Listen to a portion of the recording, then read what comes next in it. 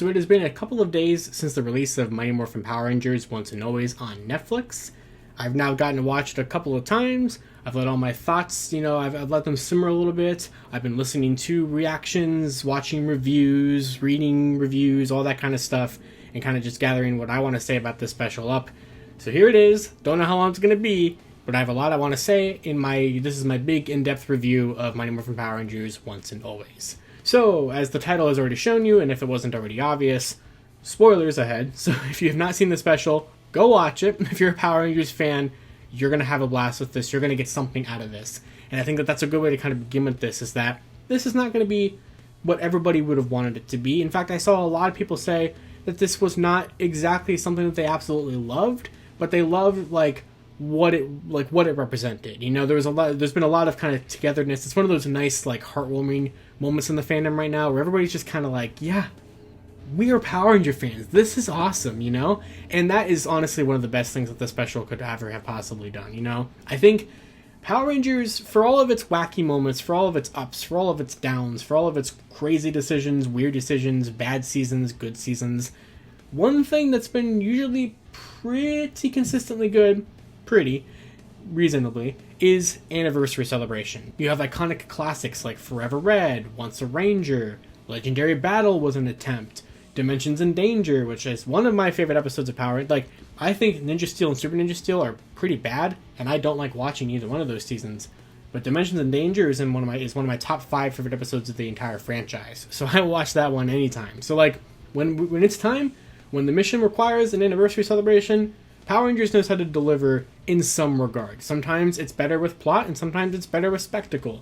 We have something here that I think has already become an instant classic. It's kind of hard for this to be categorized as an episode because it doesn't fall into a season. It's just its own thing. It's obviously still an episode, kind of, because even Simon Bennett was talking on Twitter, which, funnily enough, me and him had a nice little conversation thread going about the production of this special. So, fun fact, and I'll kind of gush about this for a second because I'm going to probably get on a lot of side tangents in this video, but I'm a film major. That's what I'm about to graduate college here from to do. So I've always been really fascinated about just the behind-the-scenes productions of any of this kind of stuff. Once and Always was filmed in 12 days. So that's crazy.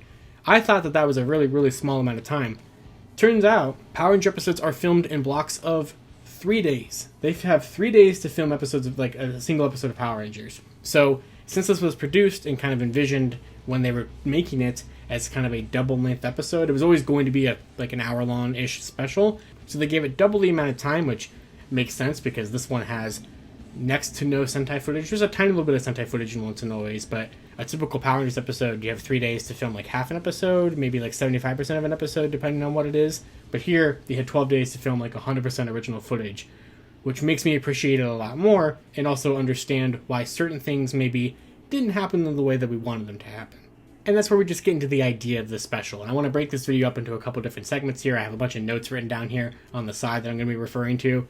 The idea of this is awesome. So this is very similar to Super Sentai 10 years after films or 20 years after films, where you get the team back together, you get the band back together, we do another adventure a decade and now sometimes 2 decades after the team originally had their time as the main current iteration of the franchise. For Power Rangers, for me, my golden reunion special would be something for Samurai, because that was my very first iteration of the Power Rangers. They are my Mighty Morphin. But even though that's the case, I still feel the nostalgic feelings and connections to this special that I'm sure a lot of other people do, even though Mighty Morphin was not my introduction. But due to the fact that Mighty Morphin, in terms of Power Rangers compared to a Sentai. So Sentai, for example, the 10 years after films are really love letters to those specific fans of those specific seasons, because there's no season really of Super Sentai that technically kind of overshadows the others. You can make some arguments on that, but Mighty Morphin is Mighty Morphin. It is the face of the franchise. It is what is always advertised. It is what is always gets merchandise. It feels like Mighty Morphin never ever goes away. And I truly think that this isn't something that we were originally always going to get. There's been so many rumors out there, from the Hasbro Toei split that basically got disproven to what seasons were coming next. And there's rumors, there's leaks and stuff all over the place about Power Rangers production. It's something that is always constantly being debated about and argued about. And so because of that, it's really hard to tell, especially with all this reboot stuff with Jonathan Entwistle and Jenny Klein, since that's been kind of stuck in a sort of development hell for the last 2 to 3 years. There's really no way of knowing for sure, and we never really will know if this was always going to be something they were going to do, or if this was something that just kind of happened because 2023 rolls around and you still don't have the reboot out, so we got to do something for the 30th anniversary, let's do this. We do know that David Yost was pretty heavily involved in this happening, because he pitched a reunion special or series or something, some kind of a reunion idea to Netflix and Hasbro and stuff like that, and he has this whole Quantum Continuum, which is basically sort of Once and Always, but like his own personal rendition of this, because he didn't write this or anything like that, and this is not an adaptation of Quantum Continuum. In fact, Quantum Continuum. I don't even know what that is necessarily. I mean, I know what it is, but I've never read any of it, and I honestly don't really have any interest because it's not an official thing or canon or anything like that. But I know that David Yost was a pretty big driving force behind making this a thing. So to everybody who did make this a thing, and honestly, while I'm conflicted because like I'm not excited for the Power Rangers reboot. I'm going to give Jonathan and Jenny a chance to show us what they got here, but the problem with Power Rangers to me is that it's a franchise that has had such a cool lore for 30 years that's always been accidentally connected in ways that sort of make sense. There's a lot of gaps you have to fill in with your mind with headcanons or comics or whatever it may be, but for the most part, you can draw a kind of not straight line, but kind of a squiggly line to connect every single season together in some capacity. And I feel like they really haven't taken advantage of that until the Hasbro era. We give the Hasbro so much nonsense and crap for how they handle the toy lines and how they just handle the franchise as a whole. But the era of productions that they've had under their belt, from Beast Morphers to Dino Fury to Cosmic Fury and Once and Always, they're using the greater universe, whether it's the Ranger database, or they're using the Ranger Volts and Beast Morphers, or especially the special, which I think, and we'll get into an Easter egg section later on, I think references nearly almost half of the franchise's seasons in some little capacity. This is awesome. This is exactly what I want, and I think Cosmic Fury is going to give us a lot more of this, so I am so hyped for Cosmic Fury now. So now let's move into the plot of the special. I'm not going to recap the plots. I'm sure most people already know what the plot of the special is. I just want to give my thoughts on the plot in general. It's a conflicting thing. So a lot of people have talked about this, and there's a lot of discussion to be had with it.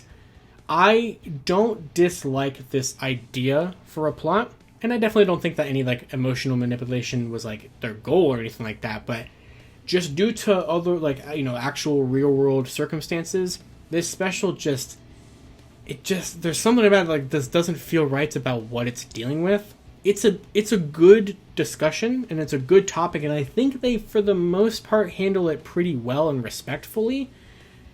But it's just I almost feel like JDF's passing overshadows what this special was supposed to be about, kind of, if that makes I guess what I'm trying to say is that not to be oh, Tui Train didn't deserve a really nice tribute and everything like that, because she absolutely does.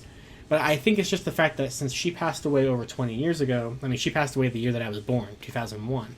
So I think in that regard, it's been such a long time that you can do a story like this to where it doesn't feel so out of place, I guess, if that makes sense. And I'm probably not even wording that correctly. But then when you have, the loss of JDF looming over it, it always makes it feel like the special is missing something that it's not going to address, because it's not able to address it because it was filmed and written before he passed away. So that was never even something that they considered. And honestly, while I of course would have loved to see JDF here, especially now that he's not with us anymore, so it would have been really cool to see him one last time, I don't mind that Jason, Kimberly, and Tommy are not technically in this special. Their characters are in this special, which is great. I'm very happy that the characters are here, because I love that the characters can still live on even when the actors either don't return or are not with us anymore. Power Rangers and Tokusatsu in general has this very, very convenient and really neat idea that is, I'm sure, never the intention of it, but you can bring characters back pretty much infinitely, because a lot of times a lot of these characters in these kind of productions are wearing helmets. So you can use archival audio and stuff like that, or you can just have them stand there like they most of the time that they do. Because a lot of times, especially in Grid Connection, right? Grid Connection was the last time we saw the Mighty Morphin team before this. Most of them just kind of stand there, except for Jason, it's always supposed to be assumed that that's Billy, Zach, Kimberly, and Trini there, but they just kind of stand there, and Tommy's not in that one at all. So it's just kind of one of those funny things to where, like, that is still a cool way to, like, give the characters more lives or more stories. But here, when you use archival audio, because they use archival audio for everybody, I think. Sometimes when I heard Jason, it didn't sound like ASJ, and that could be a whole plethora of things. I'm not even going to get into that whole debate again, like I just got into on Lightning Storm the other day. I think that was Amy Jo Johnson's ADR or like voice lines. It was definitely a Trini archival audio, when we hear her at the beginning, and I'm pretty confident that was JDF archival audio. It had the ZIAs and stuff that you would expect Tommy to do. So like, I think it was. He also had one line, because it was him and Trini had like one actual line. Kimberly and Jason just kind of had the grunts and stuff like that, if I remember correctly. So I think that was archival audio. I'm not 100% sure of that, though. The death itself is a little like, wow, okay. And Simon Bennett was actually saying that it was going to be a lot worse. They were going to like find her body on the beach or something. And I'm like, whoa, okay. I'm glad we didn't go that far, because that's a little extreme.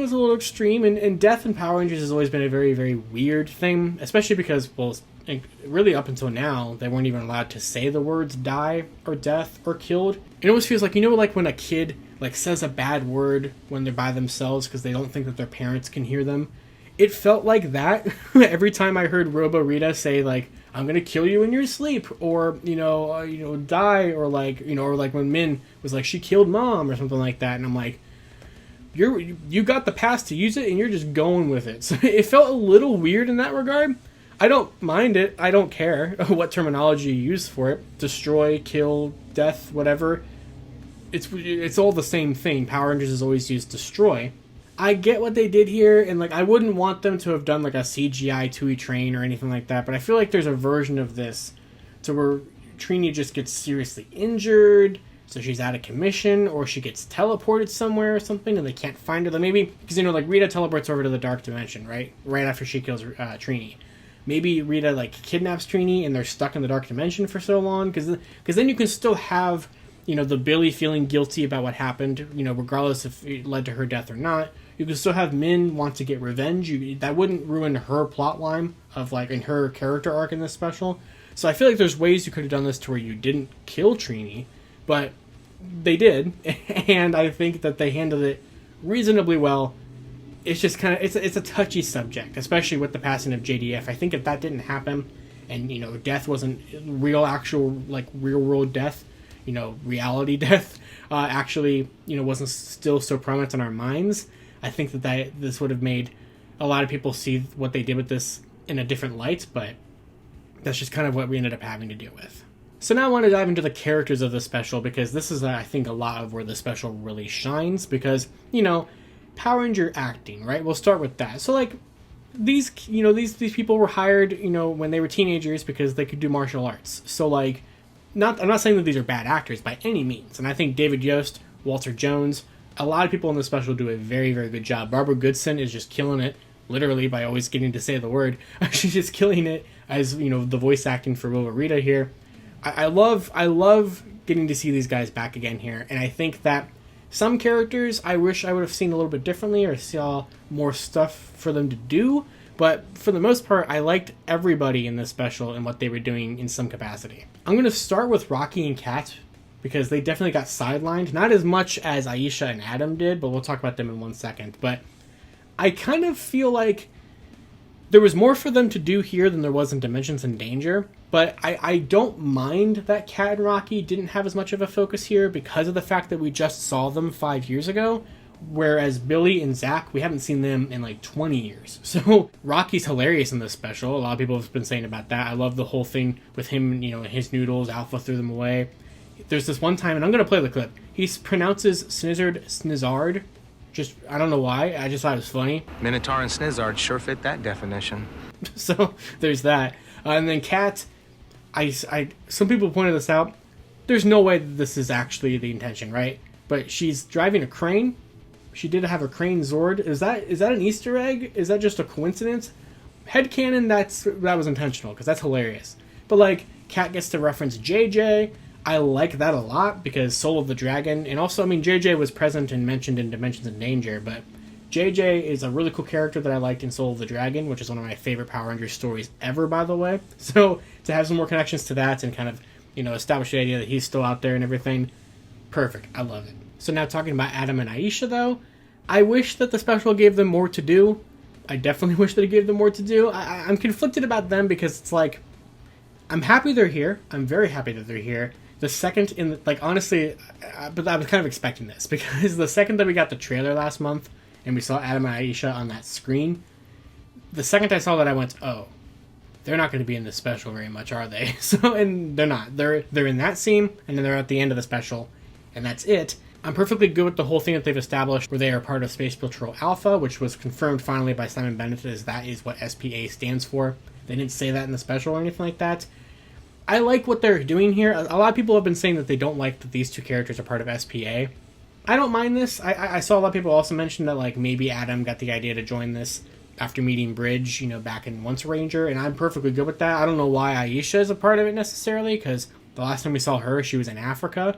And they do acknowledge the fact, she does kind of sort of pass the torch or give the blessing to Min at the end about, keeping the legacy of the saber-toothed tiger. So I do appreciate that they obviously have some sort of moment to acknowledge that, and that you have all 3 Yellow Rangers in this special. That's really cool. What's really cool about this special, whether it was intentional or not, is that all of the characters who don't get much of a focus have already had some like big major episode or something like that that could already kind of be regarded as like their finale or like their swan song. Like Adam has Once a Ranger, and Rocky and Katz were the most recently seen actual cast members of Mighty Morphin besides Jason, but since he's not in this special, we saw them in terms of this returning cast the most recent of everybody that's here. So like I don't really mind in that regard that Adam, Katz, and Rocky don't get that much to do. I'm very happy that they're here because it makes their presence here makes for a really cool lineup of Mighty Morphin Rangers that celebrates all 3 seasons of Mighty Morphin, and that's exactly what I would have wanted this to do. I wouldn't have wanted this to just reference Season 1. Obviously, that's kind of the majority of what it does, but it's really, really nice that all 3 seasons of Mighty Morphin are acknowledged here and respected here and celebrated, and so that's why I'm not too disappointed about Adam, Kat, and Rocky not having that much to do.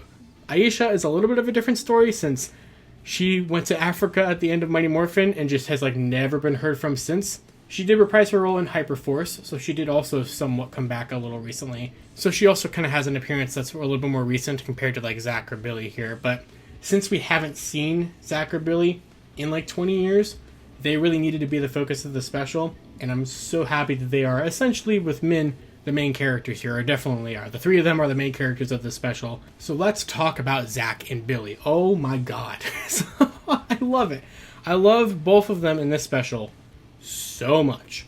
So much. First of all, Walter Jones, Congressman Zach Taylor himself. Damn, he's great in this. So good. I love the hip-hop keto. That scene in the command center, everybody's mentioning this one, where he's talking to Min about revenge and kind of setting her on the path for her arc.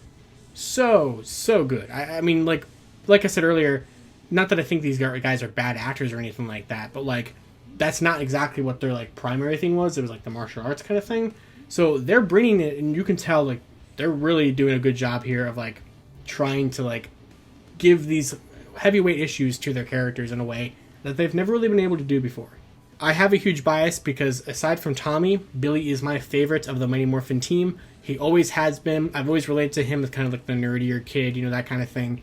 I just have always liked his character a lot. I love that he got to continue with the franchise to Zeo. People have their problems with the way that he departed the franchise. I mean, not his fault, just the way that the character was written out. Because like I totally understand and think it's completely valid why David Yost left the show.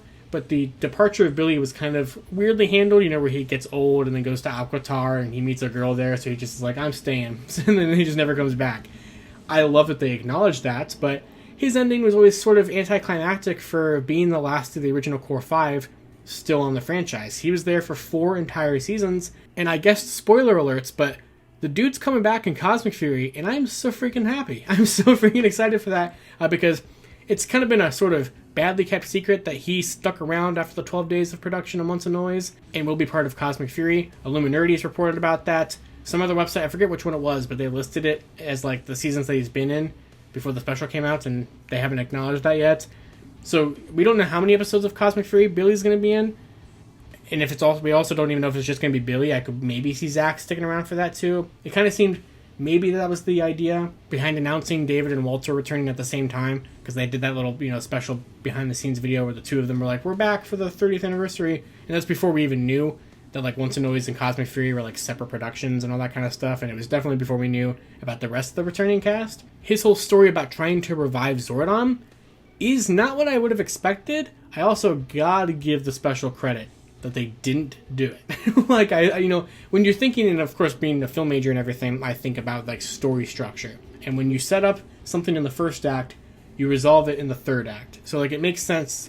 I mean, that's probably just obvious, but like, I think about it in that kind of terms of things as well. But that's an explanation that I think is pretty cool, actually. It makes sense. It actually makes the term Z-Wave a canon term. That's what fans have always called Zordon's sacrifice to be, but they never gave it a name in the franchise. So Z-Wave is the official canon name of that, and that makes sense. Like, it makes sense that Billy would be trying to bring him back, that something would go wrong, scientific, tech-wise, whatever. It's a good inciting incident, I think. Well, I guess the inciting incident is Trini's death, but like, it's a good, reasoning as to why Rita's back. Essentially, it works for me. It makes sense.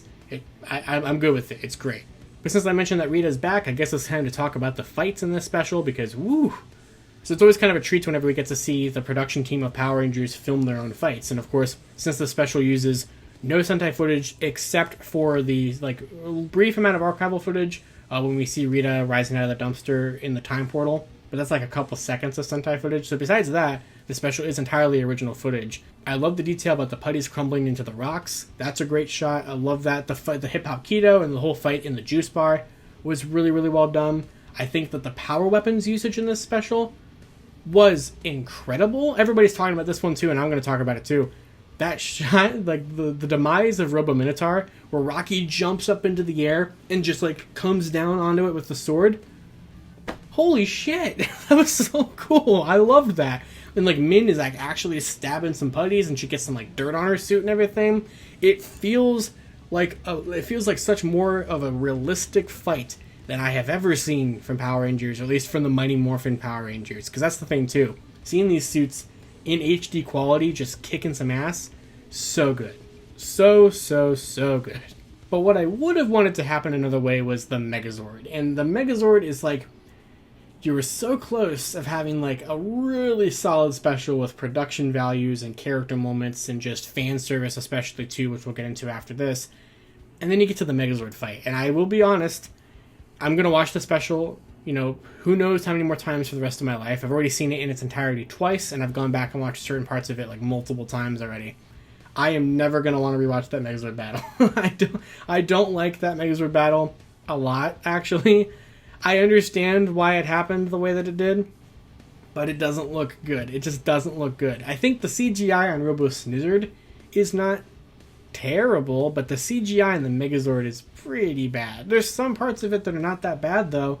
So it's like, it's the arms, really. Like, the arms look so weird. There's also some weird angles. There's the one shot where, like, after they defeat Robo Rita, and they're all standing on the balcony of the Moon Palace, and you can just see the Megazord standing there. And, a classic SpongeBob, he's just standing there menacingly. But, like, the legs also look weird in that shot. The cockpit is gorgeous. I love the recreated cockpit, but, like, yeah, you were so close. The Zord, like, formation, the summoning sequence, was excellent. That was recreated so nicely. It looks really, really good, too. So, like, the second the T-Rex rises from the ground and you get that and you're like, let's go. Alpha, earlier in the special, said, I'm going to warm up the volcano, which was hilarious to me, because I'm assuming that was a reference to the volcano that the pterodactyl is going to come out of, so he was, like, prepping the Zord sequence. That's great. Love that. Alpha, didn't talk about him in the characters, but he's great. I love him so much. I kind of want to do a whole video about Alphas. I just want to gush about this special some more. You know how it is. If that's my biggest complaint here, then that's how you know this special did a lot of things right, because Tokusatsu...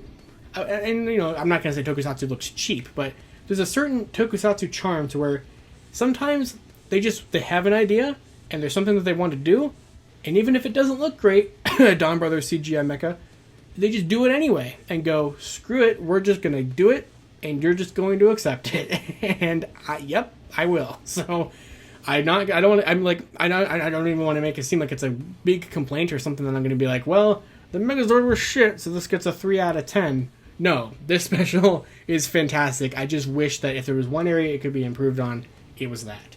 But oh boy, the Easter eggs. Let's talk about this very, very briefly, because I love me some Easter eggs. I love me some fan servicey moments, and this special has it in exactly the way that I would have wanted it to have. I love how it's not necessarily in your face. Like, they don't put like a picture of like Miranoi and be like, look, this is Miranoi from Power Rangers Lost Galaxy, but they just name drop it in conversation, and I'm like, that's fun. They reference, of course, Aquitar, Ancestria, the actual, girl that Billy met on Aquitar and that he stayed behind for. That's really cool. I love that they acknowledge that. Buzz Blast from Dino Fury is shown, with, I think it was Annie was her name, which was a character, actually a reporter character from like the beginning of Dino Fury. Although, people brought this up too, and I'm kind of regurgitating some people's points that I saw, because I saw them and I agree with them.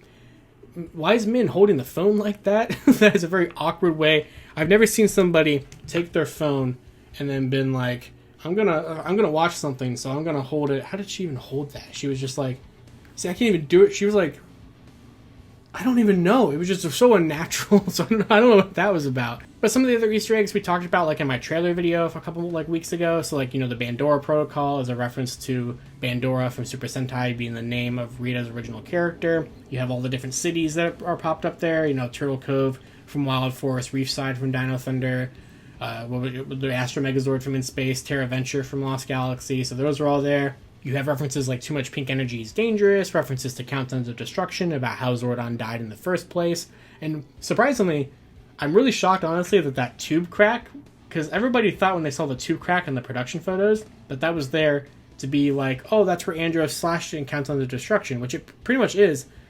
However, the special is like, no, that's not what it's from. It's from when Robo Rita was born, and they were trying to bring Zordon back, and then Rita's like evil spirit came out of the tube and made that crack. Which, from a story point, that makes a lot more sense than it being the slash from Andros, because if it was the slash from Andros, that means that they actually had to take, Zordon's actual tube from the Dark Fortress and then put it into the new command center. So I guess it does make more sense that instead of doing that, because you wouldn't need his exact tube, because we saw from In Space that Zordon could be transferred from tube to tube, which sounds ridiculous, but he can. So I guess that makes a lot more sense that they just built a Zordon tube in the new command center, and it wouldn't be the actual exact one with a crack in it from In Space. So like, while I'm sure the crack is supposed to be kind of like a homage or kind of a reference to that fact, it's not supposed to be the actual slash, which, yeah, that makes a lot more sense. The Harvey Garvey tombstone was a wild one for me. So when I was watching this special, they really focused on that for Minotaur and Snizzard to destroy it, and I'm like, Harvey Garvey? Who is Harvey Garvey? I did not remember at all. Well, Harvey Garvey is the talk show host that interviews the Rangers, I think in Season 3, and he's portrayed by the actor who was the voice of Ninjor, so I don't know how they remembered that. I never would have remembered who the hell Harvey Garvey was, but that's cool. I definitely like that a lot. And then speaking of character references, Bulk and Skull's little, food company there, I love that tremendously. So I wonder if that is the thing that got Skull rich from the last time that we saw him in Samurai, and then they just brought him on. Is Spike an employee? I think that'd be cool. I would love to see those guys all come back again, even Spike from Samurai, because that's my original season. So like, I would love all that, but if they couldn't get them back, at least acknowledging like this with the little theme music and everything too, really, really sweet. But I think with all of that, I have finally covered everything I wanted to talk about with Once and Always and share my thoughts. So I'm sure I'm gonna, stop the recording. It's already been like this one is 30 minutes long. I stopped the recording because I've been making food this entire time. So there's like a 20-minute recording, like a 30-minute. It's gonna be a very long video review here, but I wanted it to be in depth. I wanted to share my thoughts on these different topics and kind of where I was coming from, and kind of seeing like if I agreed with certain people's perspectives and certain things that people pointed out, like Harvey Garvey, for example, right? If I recorded my review last Wednesday before I saw people talk about the special, I would have not ever been able to figure out, well, I'm sure I could have just looked at it or, typed it up, but I would have never known what Harvey Garvey was supposed to be. But, guys, this was great. This was really, really great. Like, of course, there's some problems with it. Not everybody's going to love it, but, like, I went in with very high expectations because the second I saw, first of all, just the existence of this being a thing and not just, like, a one-off episode in the middle of a season, as most of these anniversaries always, or all of these anniversaries have always been, either a one or a two-parter kind of thing. The fact that it was going to be its own thing, the fact that it was going to be 55 minutes long, the fact that they got as many of the cast members back as they did, the fact that the behind-the-scenes footage looked really, really cool, everything leading up to it was like, I don't know, this might be it. Like, they might actually pull off something pretty impressive and pretty cool here. So, like, I always try to go into certain Power Ranger things with low expectations, like fan streams or something. But everything I was seeing, it was hard to not have high expectations for this. And then we got the trailer, which I've seen like a million times, and I was like, oh my god, we might have something really, really freaking good. And in my opinion, we did. And the final thing I'll mention about this is that end scene where it's the tribute to Tui Train and Jason David Frank. It hurt. Like, that emotionally hurt me. Only, I think, recently, and we'll see how this goes the longer I talk about it, only recently can I watch that end scene and not cry. So I cried during my reaction video, and let me tell you, when I was editing that video, and I was, like, cutting the footage to, like, match up with the reaction, I'm sitting here just, like, sobbing, just, like, as I'm, like, clicking and everything. It's a hard scene for me to watch that. But it's just because I think that was really, really beautiful. It's a little, emotionally manipulative with having that clip there, and they want you to be sad watching that, obviously, to a degree. But, like, I think that was really, really sweet. And then to end it with that recreation of the theme song was just so freaking cool. So, with that, if I don't usually give things like a ranking out of 10 or something like that, but I guess if I did have to give this a ranking, I'd probably give it like an 8.5 or a 9. I don't want to give it like a perfect 10 because I do have problems with like the Megazord and everything like that. And there's always little things in here you could tweak and make better, of course. You're not going to have something that's like complete perfection. But this is pretty close. This is as close as Power Rangers is ever going to get to that kind of level. And I absolutely would love to see more stuff like this. But if we never do, and we just get Cosmic Fury, which I think will have a lot of similar elements to it. So if Cosmic Fury can be as good as this, or at least comparable to this in some capacity, I think we can have a lot of really cool stuff on the way for the rest of this year. And I can't wait to do videos and talk about all of that. But if Once and Always and Cosmic Fury is how we bookend this universe, and we go out with quality projects like this before we do a full reboot, then while I will be sad about that, because I feel like we would be ending right as we're hitting a very, right when we're hitting like a golden era of this franchise, that would be upsetting. But at the same time, if this is where it's going to have to end, this is a damn good way to go out. So thank you so much to like Becca and Alwyn who wrote this, and Simon Bennett who executive produced this, and the cast and the crew, everybody who put this together, for Hasbro for approving this, for Netflix to giving it an outlet to exist in the first place, because this never would have been a thing on the Nickelodeon era, and Disney wouldn't have ever given enough of a shit to do this either, and Saban would have been too cheap to do it himself. So this only could have existed in this specific time frame with Hasbro ownership, with the money, and Netflix with the distribution, and I'm so happy that it did, and I loved it tremendously. So let me know down in the comments below, what did you think of Mighty Morphin Power Rangers Once and Always? You can talk about any of the different things that I talked about here, the idea, the plot, the characters, the Megazord, the fights, the Easter eggs, anything down in the comments below. I want to read about it here. This was fantastic. I've talked long enough about this.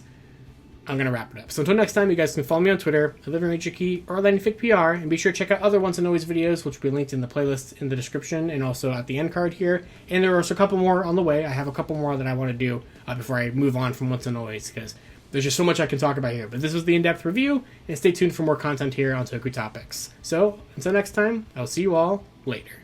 To wrap up this video, I'd like to thank my $5 and above patrons: Jurassic Samurai, Maggot Alchemist, Robert Browning, Static Thunder, Brendan Overland, Maji Yellow, Redstone MCPC, Comics 1017, James Darty, John Luke, Eric Berry, Tyler Bezetsky, Matthew Thorne, Josh Landry, Pyramidas, CPT Tesla, Cross SCV, Caboose Ed, Socket Monsters, Anthony Love, Daniel Pika, and Hella Geo. You can support Toku Topics for as little as $1 a month on my Patreon, linked in the description below.